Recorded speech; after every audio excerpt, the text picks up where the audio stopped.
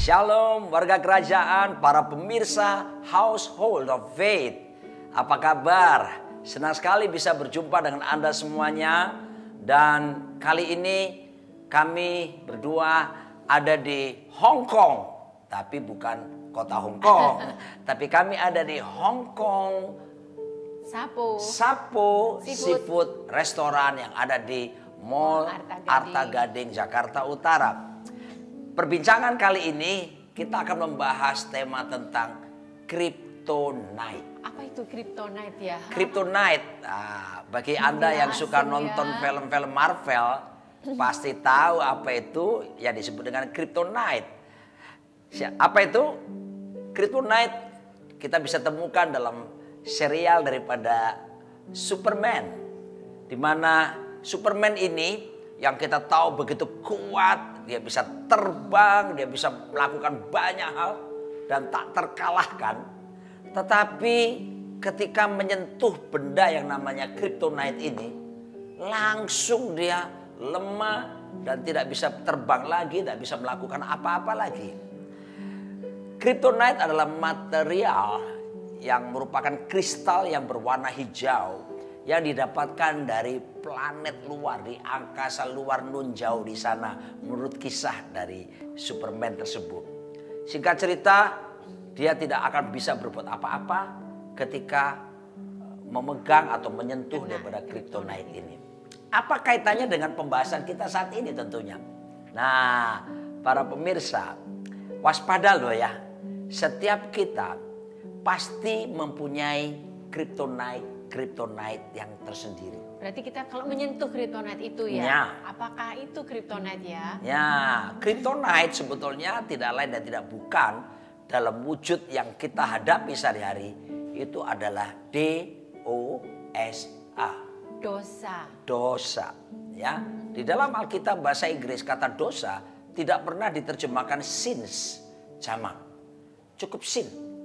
Ya, karena pada dasarnya dosa itu pemberontakan terhadap kehendak Tuhan. Melawan keputusan Tuhan. Dan jenisnya tentu banyak sekali. Dan beberapa orang berpikir begini. Saya nggak apa-apa kok saya hidup dalam dosa. Ada Kryptonite yang saya pegang.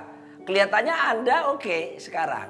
Tetapi sebetulnya roh Anda, hidup Anda sedang mengalami perbudakan. Sebab dosa itu atau dosa Kryptonite ya, itu bukan sekedar berbuat salah, melakukan yang hal negatif atau pelanggaran. Dosa sesungguhnya adalah perbudakan. Jadi dosa itu statusnya sebagai budak ya. Jadi perbudakan. Wow, kalau bicara perbudakan ini sangat ngeri sebab budak tidak punya hak apa-apa. Budak itu kalau kita perhatikan ada sejarah perbudakan, budak itu disamakan dengan binatang. Tidak ada harganya. Nyawanya pun tidak ada artinya. Nggak ada artinya. Ketika majikannya misalnya bosan dan tidak menginginkannya lagi, maka majikan dengan bebas bisa membunuhnya. Dan tidak ada yang bisa menuntut. Kenapa? Karena dianggap seperti binatang. Berapa banyak, hati-hati. Bila dalam hidup setiap kita membiarkan Kryptonite. Ada dosa-dosa yang kita pikir kecil, oh nggak apa-apa. Semua orang pernah melakukannya kok. Oh ini zaman modern. Kalau nggak seperti itu kita nggak akan dianggap oleh orang lain seperti itu. Tidak. Saya harus katakan kepada Anda semuanya bahwa Kryptonite dosa itu sangat berbahaya buat kehidupan setiap kita. Dan itu tidak akan membawa kepada kehidupan yang benar. Justru ketika orang dikuasai dengan perbudakan dosa, artinya apa? Kuasa iblis sedang menguasai kehidupannya. Bukan perjalanannya akan terus semakin menaik, tapi akan dijadikan justru akan semakin menurun dalam kehidupannya. Wow, sungguh tidak boleh dipandang remeh apa yang disebut dengan Kryptonite, yaitu dosa-dosa yang seringkali merintangi perjalanan hidup setiap kita. Nah, yang akan kita pelajarin juga lebih lanjut adalah bahwa setiap kita ketika kita terlahir ke muka bumi ini, Tuhan itu sudah punya tujuan. Betul. Sudah punya ketetapan, sudah punya masa depan, rancangan, destiny buat setiap kita masing-masing. Ya. Kalau kita sebagai melayani Tuhan sepenuh waktu Tapi ada orang-orang yang ditentukan Tuhan menjadi pebisnis, guru, politik, seni, olahraga. Masing-masing orang ketika lahir ke muka bumi ini, Tuhan sudah punya rancangan yang luar biasa. Nah, tapi yang kita harus waspada adalah iblis tidak mau tuh kita berjalan sesuai rancangan Tuhan. Kalau kita lihat dalam kitab dalam Perjanjian Lama, yaitu seorang nabi yang bernama Yeremia, firman Tuhan berkata bahwa sebelum engkau lahir, aku sudah mengenal engkau. Bahkan aku sudah menetapkan engkau menjadi nabi bagi bangsa-bangsa. Dari sini kita melihat jelas bahwa Tuhan itu Allah yang bertujuan. Buat setiap kita pun pemirsa di rumah, Tuhan pasti punya tujuan buat setiap kita masing-masing. Kepada Nabi Yeskiel, juga dalam Yeskiel juga mengatakan, aku akan memakai kamu menjadi penjaga bagi kaum Israel. Termasuk ketika perjanjian baru. Rasul Paulus, Tuhan berkata kepada Rasul Paulus, padahal tadinya kita melihat ceritanya, dia seorang yang jahat. Saulus waktu itu. Dia mengejar-ngejar orang-orang yang Kristen. Tapi apakah yang terjadi?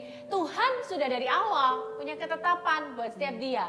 Untuk menjadi apa? Menjadi pelayan dan saksi. Cuman sekali lagi kita harus mewaspadai. Karena iblis gak akan tinggal diam. Dia akan berusaha menarik kita, mendistract kita dari panggilan yang sudah Tuhan tetapkan dari semula. Satu kali ada satu peristiwa yang sangat memilukan. Saya percaya para pemirsa pasti tahu angka 007. Apa itu 007? James Bond. Nah, James Bond buat dunia perfilman Hollywood itu angka pahlawan. Dan juga menghasilkan keuntungan yang sampai miliaran dolar. Wow. Selalu box office film-film daripada Hollywood. Akan tetapi buat dunia penerbangan Korea Selatan, 1 September tahun 83, sebuah pesawat yang bernama Korean Air waktu itu terbang dari JFK New York, kembali pulang menuju ke Gimpo di Seoul, Korea Selatan. Ya, pada waktu itu belum ada sistem navigasi modern seperti sekarang. Ya, yang serba digital, tapi pada waktu itu sistem navigasinya bukan GPS tapi sistem koordinat. Ketika terbang dari New York menuju ke transit di Anchorage, Alaska, tidak ada masalah. Ganti kru, ganti pilot, dan ini masalah muncul. Dari Alaska menuju ke Seoul, Korea, entah kenapa sang pilot tidak taat kepada sistem navigasi. Hanya meleset beberapa derajat saja, kecil. Tapi kalau ditarik garis panjang, akan deviasi melebar. Ingat, dalam dunia penerbangan, para pilot mengenal apa yang disebut dengan 160 rule.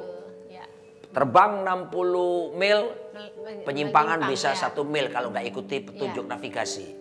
Lalu kemudian semakin jauh, maka semakin menyimpang. Nah, ternyata pesawat ini yang seharusnya di Seoul, Korea Selatan, mereka ada di apa yang disebut Laut Okhotsk, zona militernya Uni Soviet waktu itu.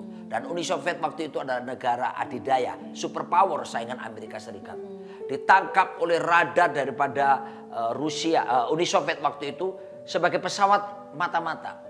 Dikirimnya pesawat Sukhoi dan tanpa ampun ditembak di rudal dan meledak pesawat ini. Nomor serinya apa? B747-007. Ya, dan itu tragedi yang memilukan karena memakan korban total 240 penumpang, 30 kru. 270 orang meninggal gara-gara seorang pilot tidak taat kepada sistem navigasi yang hanya sedikit. Demikian pula dengan kita, hati-hati. Kryptonite dosa itu mungkin sekiranya kecil, tapi kalau ditarik garis perjalanan kehidupan sekian tahun dan kita tidak pernah berusaha untuk meninggalkannya, tanpa sadar Alkitab berkata ada banyak jalan disangka lurus, tapi ujungnya menuju jurang maut. Dan ini yang harus diwaspadai.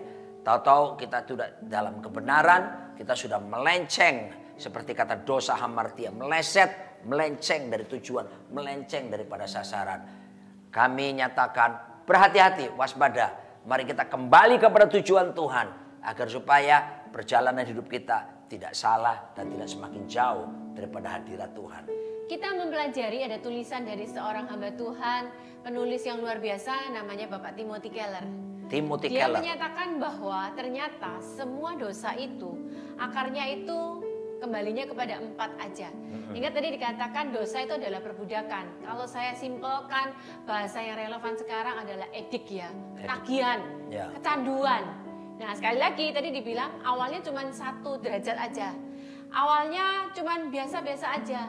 Nah iblis itu seringkali memberi kita alasan permakluman. Enggak apa-apa kok. Nggak Semua ada orang tahu. juga buat kok. Iya, dan it's okay kok, aku tahu batasannya, aku nggak akan berlebih-lebihan. Nah waspada, kita pelajari ada 4 akar. Yang pertama adalah power atau kuasa, di mana orang itu punya hasrat, dia mau menjadi dampak. Seharusnya ini oke sih, cuman caranya akhirnya dia tertarik, terseret menjadi dosa. Kemudian akar yang kedua adalah bicara tentang comfort atau kenyamanan. Kalau dia mulai berjalan sesuatu yang tidak nyaman, dia stres. Mungkin karena pekerjaannya atau karena sekolahnya, karena tidak nyaman, itu apakah yang terjadi? Dia melakukan pengalian-pengalian. Nah, yang ini yang harus waspada kepada pengalian-pengalian. Yang ketiga adalah kontrol. Kontrol itu adalah gini, orang yang kepingin segala sesuatu dalam hidupnya berjalan sesuai planningnya.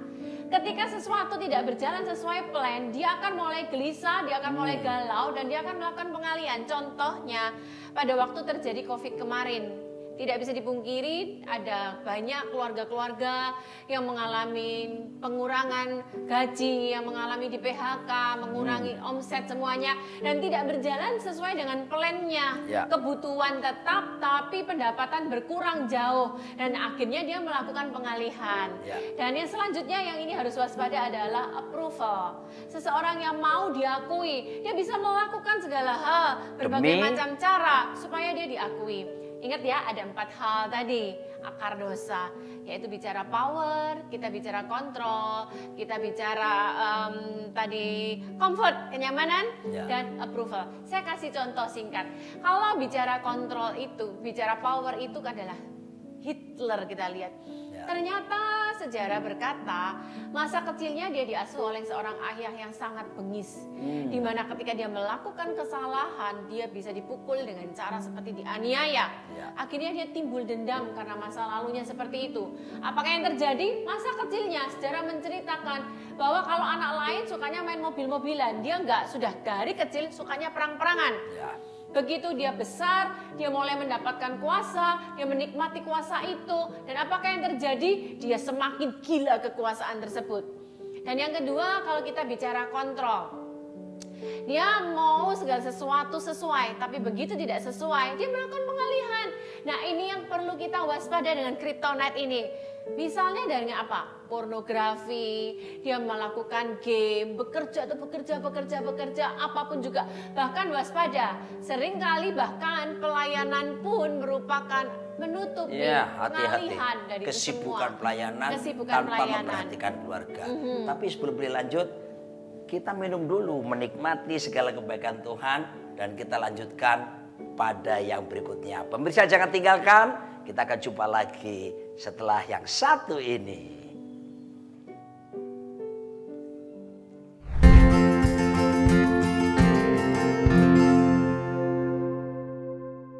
Yang selanjutnya adalah approval. Nah ternyata kami itu baru mendapati beberapa orang yang datang kepada kami belum lama ini. Ada seorang suami, dia datang kepada kami. Pak, saya mau bicara karena ada masalah dalam keluarga. Kami udah berpisah lebih kurang beberapa minggu ini. Oke, kita ketemu, ngomong sama-sama. Tiba-tiba dia membuka pembicaraan dengan seperti ini. Istri saya ini Pak, otaknya rusak, katanya gitu. Dan kata itu diulang berkali-kali. Kita heran dong kenapa dibilang otaknya rusak. Ternyata dia menceritakan, awalnya dia cuman belanja kaos, tapi kaos tersebut harus suatu merek, di mana kaos tersebut paling tidak 50 juta. Wow, nah, uang semua itu ya, nggak dicampur ada daun. Dan apakah yang terjadi? Berlanjut waktu dia nggak puas dengan barang yang 50-60 juta. Dan apa yang terjadi? Dia belanja yang lebih lagi, tas. Kita tahu semua tas merek tersebut, tas tertentu lah. Nah apa yang terjadi? Belanjanya sampai 1 miliar. Kemudian lebih lagi suaminya bilang, sekarang Pak kalau mau belanja harus berlian 1 miliar sampai 2 miliar. Jadi semakin ketagihan dia belanja, otaknya rusak istri saya. Kemudian kita diam dan mendengarkan, kita belum memberikan solusi. Dia berlanjut menceritakan lagi. Rupanya istrinya ini dari masa lalu yang dia ditolak oleh orang tuanya, dibuanglah dan diadopsi oleh keluarga yang lain. Jadi akhirnya kita mendapati dan menyimpulkan bahwa karena rasa tertolak pada masa kecilnya, merasa tidak diterima, makanya begitu dia mempunyai suami yang mampu, dia mau supaya orang mengakui dia dengan apa? Dia belanja, dia menunjukkan. Nah ini akhirnya apa? Menjadi addiction. Addiction apa? Terhadap belanja. Nah segala hal dalam kehidupan kita, ingat loh ya, dosa itu menarik kita, menyeret kita lebih dalam lagi. Saya juga ada pelajarin pada waktu saya menyiapkan suatu khotbah di Google, saya lihat ternyata ada orang juga addiction apa? Operasi plastik. Dia mau jadi, permisi kata maaf, suatu Barbie. Ya. Dia bahkan operasi sampai di situ dikatakan 70 kali operasi. Mamma mia. Ternyata bukan hanya perempuan yang gila oplas, ada cowok yang kepingin jadi pacarnya Barbie, namanya Ken. Dia juga operasi berpuluh-puluh kali. Dan semakin ketagihan. Tapi jangan berpikir hal-hal yang negatif aja. Rupanya pengalian itu juga bisa sepertinya pelayanan. Dia menutupi kekurangannya. Dia menutupi akar-akar dosa dengan embel-embel suatu pelayanan. Hati-hati. Dia menceritakan masa kecilnya juga ditolak oleh orang tuanya, di mana orang tuanya itu benar-benar menyayangin kakak-kakaknya dan adik-adiknya, dan dia salah satu-satunya di mana dia tidak diterima. Akhirnya apa? Menikah, dia takut Tuhan, bertobat awalnya, terus kemudian dia dapat pelayanan. Akhirnya dia gila pelayanan. Iya, lari ke pelayanan. Terus kemudian dia mau menutupi segala kekurangannya lewat pelayanan itu. Ya. Nah, sekarang setelah itu semua tanda-tandanya kita akan melihat apa sih sekarang tanda-tandanya seseorang itu terikat atau addiction. Yang pertama adalah kalau ketika tidak melakukannya menjadi tidak nyaman, jadi tidak enak, jadi gelisah.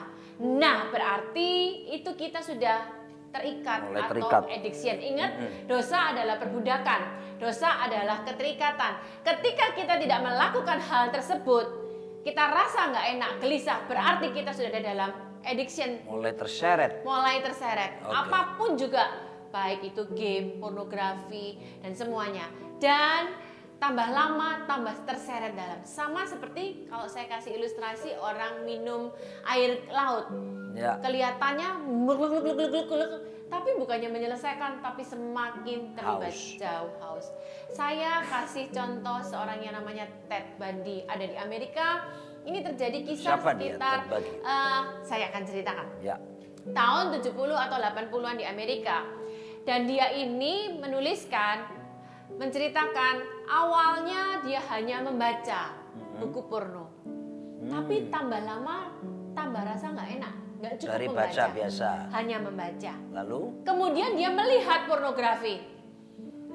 Kemudian dikatakan dia semakin nggak puas dengan hanya melihat, dia melakukan, permisi kata buat pemirsa, dia melakukan pemerkosaan. Wow. Dan sejarah menceritakan apakah yang terjadi, dia mencekik wanita yang diperkosa. Setelah wanita tersebut mati, dia nggak puas memperkosa hanya wanita hidup. Setelah mati dia sisir itu mayat, dia kasih parfum, dia perkosa ulang. Wow. Pokoknya sampai sebelum bau dia akan lakukan perkosaan itu berulang-ulang. Bahkan polisi menyatakan yang diakui adalah 30 orang, tapi diperkirakan lebih.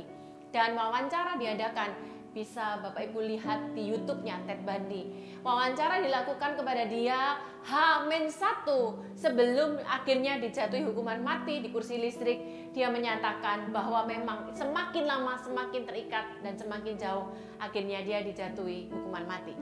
Wow, kita perhatikan betapa kuasa dosa menjerat hidup seseorang, dan ketika ada dalam jeratannya sulit untuk bisa dilepaskannya. Mari para pemirsa yang dikasihi Tuhan, saya percaya mungkin ada beberapa di antara kita yang sedang menghadapi hal yang sama. Rasanya ingin terlepas dari segala ikatan kuasa dosa, tapi tidak sanggup untuk bisa keluar dari situasi seperti itu. Tapi jangan khawatir, ada kabar baik buat Anda semuanya. Untuk itulah Yesus Kristus datang ke dalam dunia, dia mau datang untuk apa? Pertama, dia ingin supaya kerajaan Allah dapat ditegakkan di muka bumi ini. Dan kemudian dia akan membebaskan barang siapa kita yang percaya kepadanya dan membuka hatinya. Maka kuasanya sanggup menghancurkan dari segala ikatan dosa yang mengikat hidup seseorang. Tapi mesti harus ada langkah yang diambil. Langkah itu disebut bertobat. Kata bertobat itu adalah dalam bahasa Yunani metanoia atau metanoia. Perubahan pola pikir. Pertama yang harus dialami adalah pola pikir kita harus dirubah. Diisi dengan kebenaran firman Tuhan. Dan kata bertobat itu dalam bahasa Inggris adalah repent. Nah, para pemirsa, kami ini tinggal di apartemen lantai 30. Dan lumayan dekat surga, bercanda ya. Dan di atas kamar kami, apartemen kami masih ada 7 lantai yang tertinggi. Itulah yang disebut dengan penthouse. Jadi waktu Tuhan Yesus berkata dalam Matius 4 ayat 17, dan ini khotbah Yesus yang pertama. Dia berkata, bertobatlah sebab kerajaan sorga sudah dekat. Repent, repent, repent. Dikembalikan kepada kedudukan yang tertinggi. Bertobat itu bukan untuk mempermalukan kita. Bertobat itu kita tidak akan direndahkan. Justru kalau kita bertobat meninggalkan dosa pelanggaran kita, justru Tuhan akan membawa kita kepada kedudukan yang tertinggi seperti yang Tuhan rencanakan dalam hidup setiap kita. Nah, langkah bertobat ini ada alasannya. Kenapa kita harus meninggalkannya? Yesus berkata, sebab kerajaan sorga sudah dekat. Nah, kenapa Yesus berkata kerajaan sorga sudah dekat? Sebab Yesus bukan cuma Tuhan. Dia disebut Yesus Kristus. Yesus dia adalah kemanusiaan 100%. Tapi Kristus itu raja yang diurapi. Dia sepenuhnya 100% Tuhan. Jadi Yesus Kristus itu datang.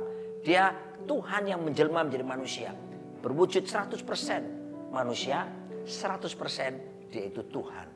Nah, dia raja yang diurapi. Dia datang membawa kerajaan supaya kita dipindahkan dari kerajaan keterikatan kryptonite tadi, dipindahkan kepada kerajaan yang disebut kerajaan sorga atau kerajaan Allah. Dan di mana kita menghidupinya ini. Nah, ini dia. Sebab Alkitab berkata, kerajaan Allah bukan terdiri makanan ataupun minuman, tetapi soal kebenaran, damai sejahtera, dan sukacita oleh Roh Kudus.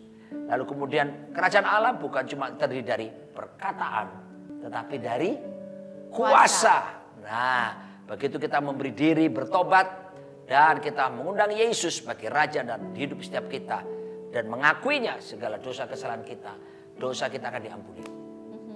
Segala perbudakan dosa akan dihancurkan dan kita akan memperoleh kehidupan yang baru di mana Yesus jadi Raja kita yang memerintah dalam hidup kita dan selanjutnya perjalanan hidup kita dipimpin oleh Roh Kudus.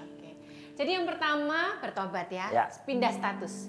Dan yang kedua adalah memperbaiki pola pikir tadi. Betul sekali. Firman Tuhan berkata dalam 2 Korintus 10, kami menawan. Ayat yang kelima. Ya, ayat yang kelima. Kami menawan setiap pikiran dan menaklukkannya di bawah Kristus. Kita jangan lupa di bawah Kristus. Bawah firman Tuhan ya. Nah, seringkali kita berpikir hanya menawan. Kalau ditawar aja nggak cukup, kita harus juga menaklukkannya, melumpuhkannya, sehingga dia nggak bisa bangun lagi.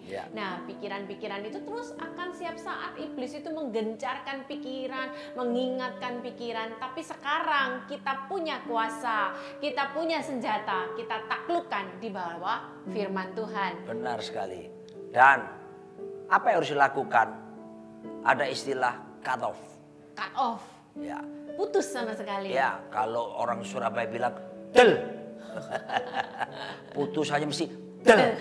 Ya. Nggak boleh sisa-sisa. Iya, nggak bisa lagi. Nggak boleh keliwir-keliwir gitu ya. Jadi dilepaskan sepenuhnya. Mari kami mengajak kepada para pemirsa semuanya. Jangan berlama-lama tinggal di dalam dosa. Anda tidak akan menemukan kebahagiaan di sana. Bawa keluargamu, khususnya para suami saya mau berkata. Anda adalah kepala rumah tangga.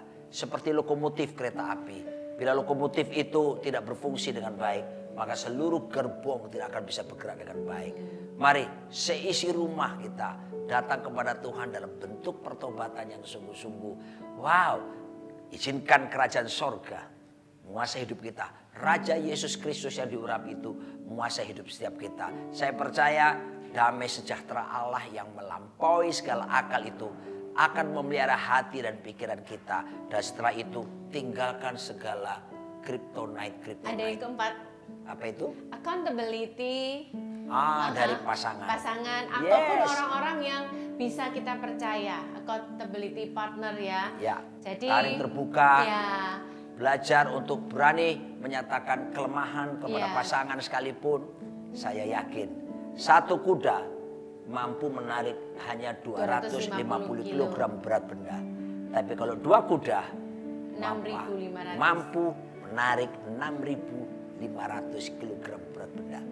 Bayangkan bila suami istri bersama-sama saling menopang dalam satu keluarga, kekuatan yang besar akan mengalir.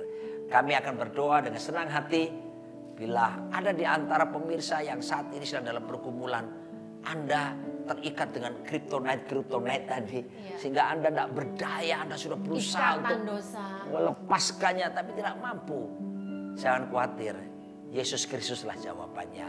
Buka hati Anda, undang Yesus dalam hidup Anda, dan izinkan Roh Kudus menuntun langkah kaki Anda. Kami percaya Anda akan berjalan dari kemenangan yang satu kepada kemenangan yang berikutnya, kemuliaan yang satu kepada kemuliaan yang selanjutnya. Kalau ada yang Anda mau, mari kita akan berdoa bersama-sama. Bapa Surgawi, kami berdoa memberkati setiap pemirsa yang menyaksikan Household of Family ini. Mereka yang sedang mengalami kuasa dosa, keterikatan dengan kebiasaan-kebiasaan buruk. Kami berdoa Tuhan ampuni dosa kesalahan mereka. Oleh kemurahan-Mu Tuhan, suci kuduskan mereka. Sebab mereka saat ini mengundang Engkau sebagai Tuhan dan Juru Selamat, sebagai Raja dalam hidup mereka. Kami berdoa dalam nama Tuhan Yesus, penuhi mereka semua dengan Roh Kudus ya Tuhan. Biarlah mereka berjalan dalam kuasa kerajaan-Mu, dalam kebenaran-Mu, damai sejahtera-Mu, dan sukacita oleh Roh Kudus memimpin hidup mereka.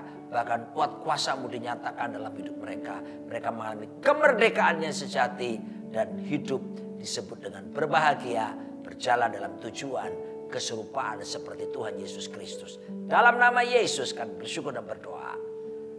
Amin.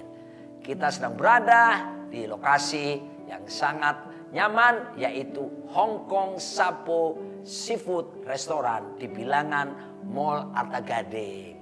Haleluya. Kita minum dulu.